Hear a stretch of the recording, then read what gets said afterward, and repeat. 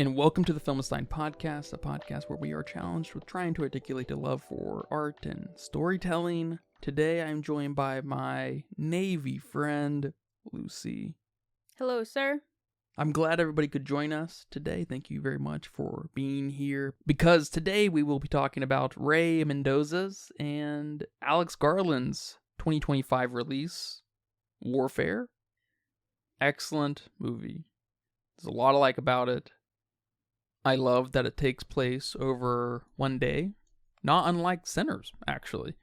I love this somewhat objective focus, almost slice of life documentary style kind of take on this operation.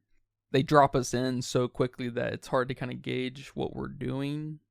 But you quickly find out that you're not really part of the operation. We're just there to experience the pain and anxiety and craziness that comes along with this job.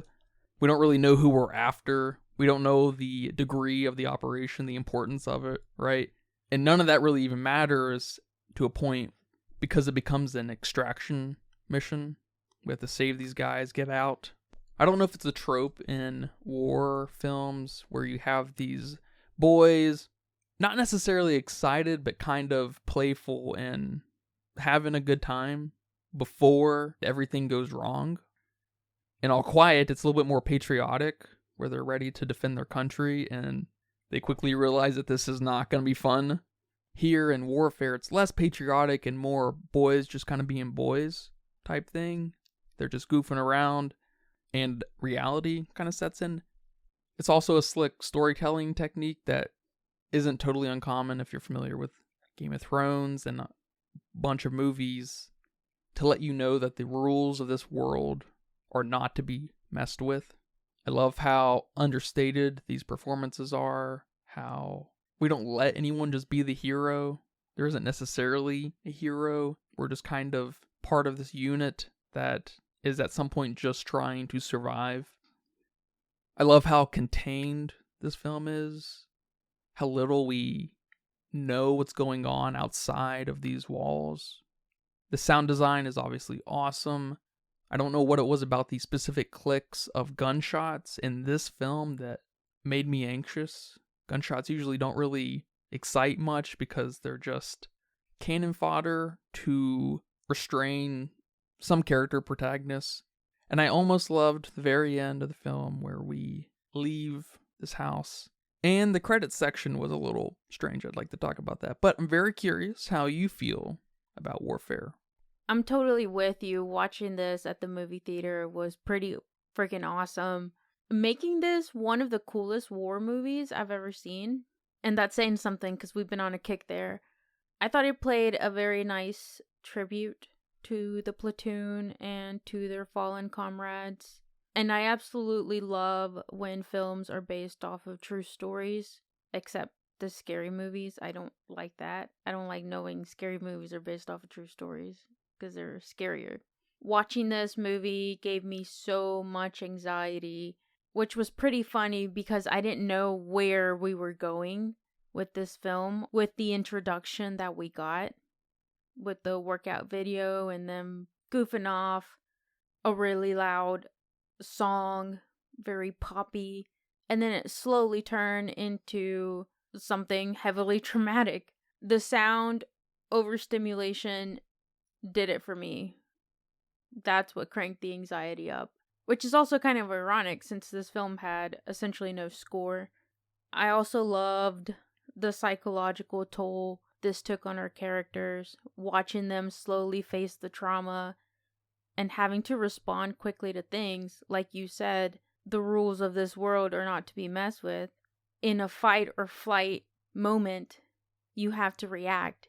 And these are soldiers that have been trained to be the best of the best. But it just goes to show that no matter how much training you get, no matter what world you're thrown into, that mental breakdown can still get you. I'm with you. I liked that we didn't have a main character.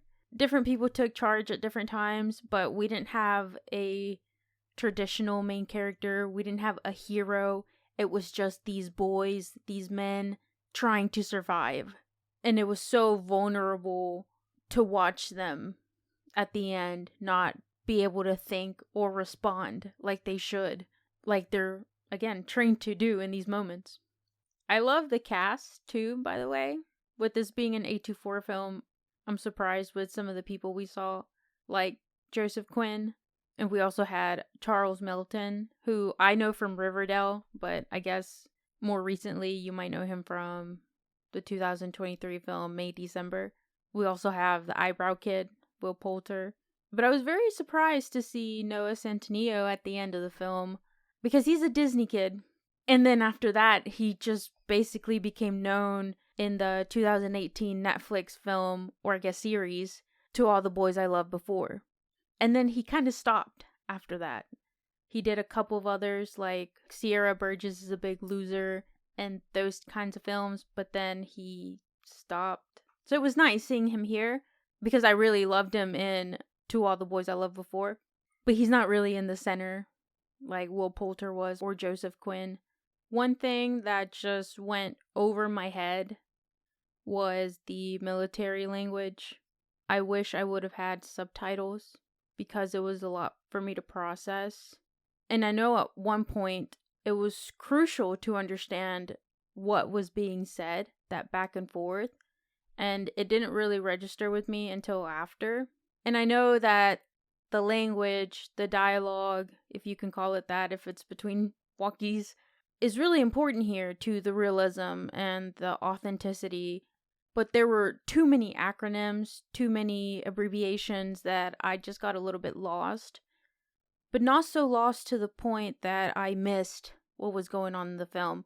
I just embraced that confusion, that anxiety, because again, at the end of the day, it was all about that experience in this moment. This film really makes you question the value in telling stories that don't have a hero, don't have that lesson, don't have that victory. We don't care who won. We don't care what these boys learned out of this moment.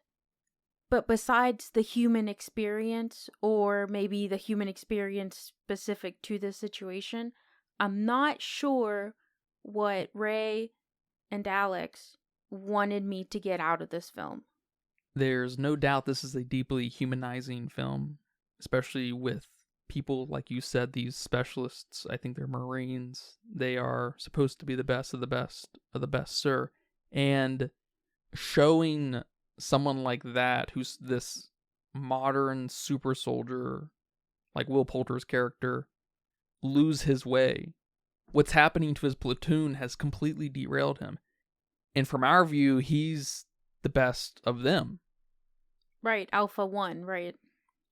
And being an Alex Garland film, there's obviously a so what somewhere in there. I think Civil War challenged the idea of the power of media and the use of a camera, and in a funny way kind of debunked the power they think they have, the media.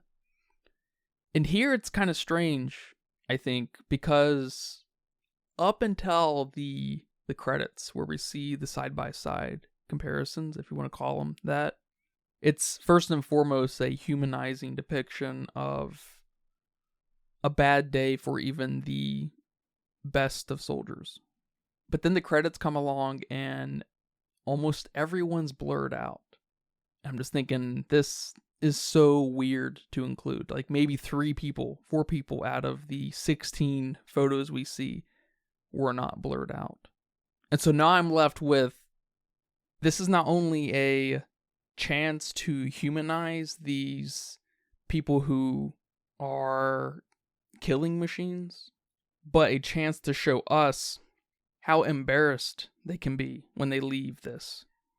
Which I think is such a challenging point because we spend the entire movie making what you'd expect to be the most patriotic people into boys, you know? Boys just doing boy things. They're just human beings. And I think we get a lot of mileage out of what we see, obviously.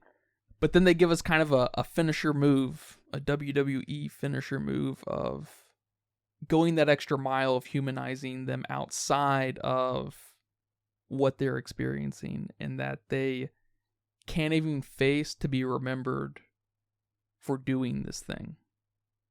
And as far as this operation goes, they didn't commit great acts of violence and maybe perceived U.S. terrorism on Iraq. They were mostly just trying to survive and get out of there. We didn't see a lot of people die, especially on the other side, the Iraqis, the bad guys, or whatever, right? I think we saw one guy get shot up and fall to the ground. He probably didn't even die. I just feel a certain sentiment of these people who were involved in this operation not wanting to remember or be included in the memory of this. Yeah, I think I know what you're saying. For this to be a film about the real experience by people like this, not only around the US, but probably all over the world, feeling the similar things that the characters, the boys, felt here, it's an odd choice to want to be blurred out at the end of the film. I guess my takeaway from that was that they really didn't want to be recognized physically, I guess. I could understand someone's hesitation behind not wanting their face, maybe even their privacy, being shown in a film that will forever be there. Especially with how toxic the internet can be these days. And almost having to make that choice of, man, it'd be cool to show my face and not care, but at the same time, you have to maintain some kind of reservation. I don't know. I could see it, especially when it's my memories and experience that mattered more than what I actually looked like back then. But then why show them? No, I'm with you. I'm totally with you. Because then the people who do want to be shown, who would want that recognition, that reminder, that connection, but you can't just have half the platoon. I'm not a big mark for scores and sound design. Normally, they're not something that poke out to me. I think editing and perspective and lighting maybe matter a little bit more to me, to my third eye. I think Conclave was the last score that really kind of spoke to me and elevated that movie. But the sound design here is unlike anything else. It's almost essential to have the volume up so loud that it does hurt your ears at points. You have to wear headphones or go to the theater or something. The use of the gunshots and the clicks, it's so cool. There is this one scene where they're headed out to a Bradley, I think it's called, this extraction tank to, get them out of here because they're being closed in on by the bad guys.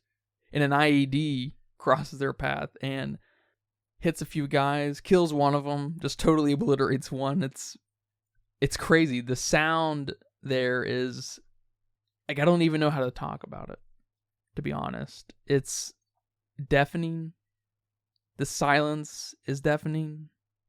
It's anxiety inducing because of what's happening and just the overwhelming mix of stimulation of what you see and how you hear it. And it climaxes in the coolest way I've ever seen a movie do it. Like, deal with anxiety-inducing sounds. Of course, we have Joseph Quinn being pulled in at some point, and he's screaming, and I asked myself, why is Joseph Quinn here? He's kind of a performance-driven character or actor. And that comes to a head at some point when he is screaming for a third of the movie. But one of our eyes is actually the director and his recount of this, I guess, Ray. He's kind of the comms guy, I think. He seems to have the most communication with guys outside of the house. And when they bring Joseph Quinn in, he is giving this wail that's already giving me anxiety right now. And then on top of that, Ray is dealing with this overwhelming comms conversation, trying to figure out what happened, They just lost this expensive Bradley tank thing, right? And they're losing men, and so like there's just a lot of chaos going on, and it comes to a peak, it climaxes, and then he unplugs the walkies, and it just goes quiet. And then it only ratchets it up as everyone else becomes anxious and is trying to deal with two dying people while also trying to figure out an escape route, regroup with another platoon. Their platoon leader is losing it and can't make decisions. It's wild. Yeah, you said that so well. I think the key word there is the mix. We have Joseph Quinn screaming, this agonizing, painful scream. We have the walkies going in our ear along with Ray's. We have the gunshots. But not only do we have all this sound, we also have different ways we're experiencing this sound where we're muffled and then we're not and then we are, just because of what's going on in that situation. And I mean, these boys just got attacked. They're not all okay physically. Yeah, they're not like these two that their legs are missing, but they just went through something too. I can only imagine something exploding near you and what that would cause to your ears. And then I think we have that family whose house we took over yelling and screaming too, all while this is going on. I mean, it was pretty insane. And that's just what we have through sound. Mix in the visual components of this back and forth between first person point of view with dragging the body inside, with the third person point of view reading the room, what's going on. There's smoke everywhere. Our eyesight is going in and out too. Stuff is being blurred at the same time. Stuff is being muffled. I mean, it was just insane to watch. It was insane to experience. And then that weird relief we get when he unplugs the walkies. But it's so instant too, because now we have to deal with the consequences, the repercussions of everything else. And it was just insane. I also love how we go back to that too. I think a few minutes after, when they've assessed some of the situation, he's trying to contact them again.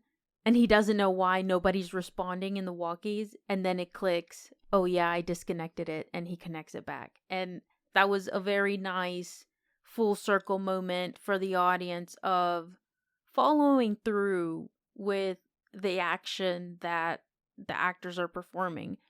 A lot of times somebody starts something and yeah, it might not be too big of a deal, but it's just like this full circle moment of the action being followed through or being brought back for us to experience. But for Ray here, it was just so sad to watch that he's so discombobulated that he forgot he unplugged it. Yeah, in most movies and TV shows, it doesn't even matter. Mm-hmm.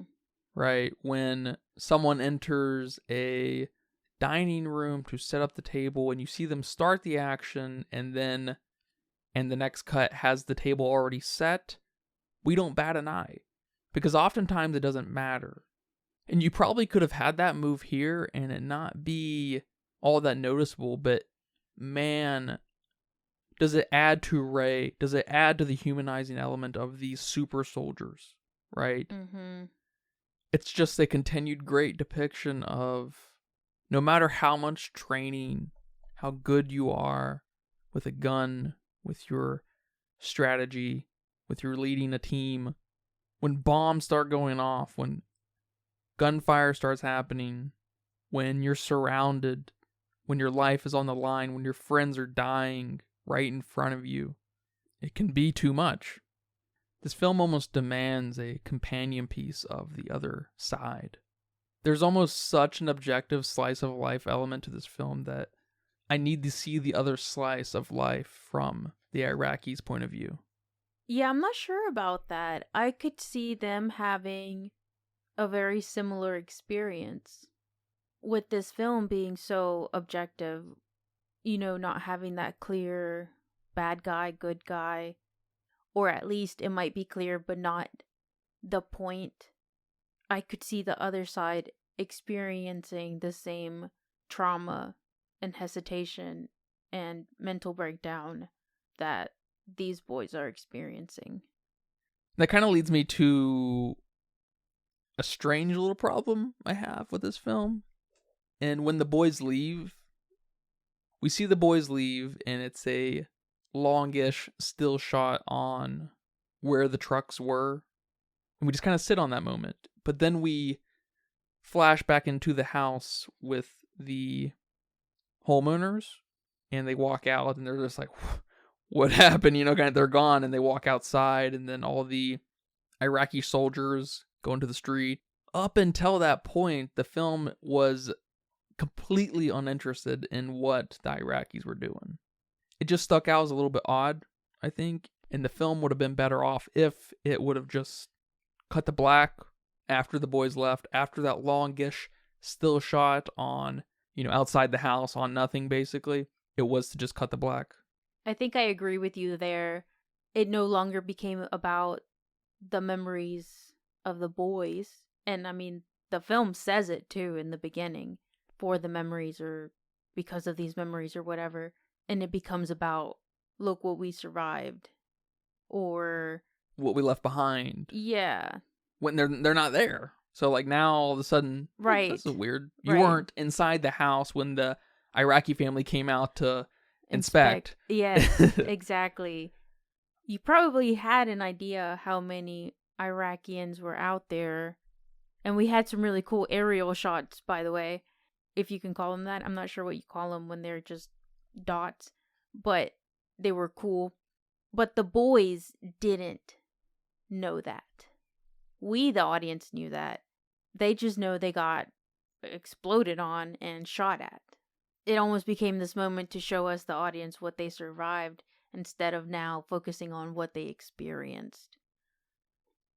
My final thought here, my last shout out to the film, is this containment we had. I know you brought it up earlier.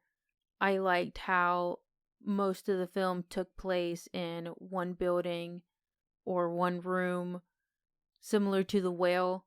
And I know in The Whale we mainly worked around one or two people, but here we had to work around a whole platoon in that confined space, and that's just pretty awesome. It really enhanced that vulnerability and that immersion that this film was obviously trying to go for. Well, man, thank you very much for watching this movie with me and talking about it here today. That was a very insightful talk. Thank you very much. You're welcome. I'm very glad we got to see this at the movie theater. Yeah, being an A24 film, it probably won't be in theaters long. It seems like a lot of those come and go very quick. Do you have a budget guess?